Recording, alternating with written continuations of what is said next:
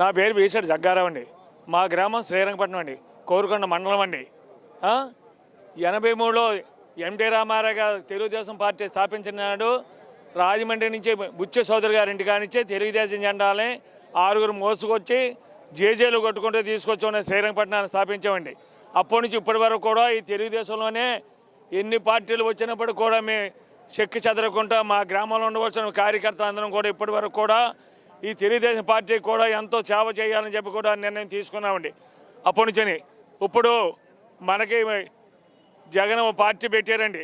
పెట్టిన కానించి మా గ్రామంలో అనేక రకాలుగా ప్రజలు ఇబ్బందులు చేయటం ఎన్ని పదాలు ఉన్నా మనకి రచ్చం లేకుండా పోతుందని చెప్పి కూడా మేము చెప్పినప్పుడు కూడా ప్రజల్ని మభ్య పెట్టి వాళ్ళు కార్యకర్తలు చేస్తున్నారండి. దాన్ని పారదోలడానికి ఈ రాక్షసుని మన రాష్ట్రాన్ని నుంచి తోలడానికి మేమందరం కూడా అహోరాత్రులు కృషి చేస్తున్నామండి. ఎందుచేత మన దగ్గరలోనే భక్తులు బలరామకృష్ణ గారు ఈ రోజున జనసేన పార్టీకి ఏర్పాటు చేశారండి. దానికి మేము చాలా సంతోషించామండి.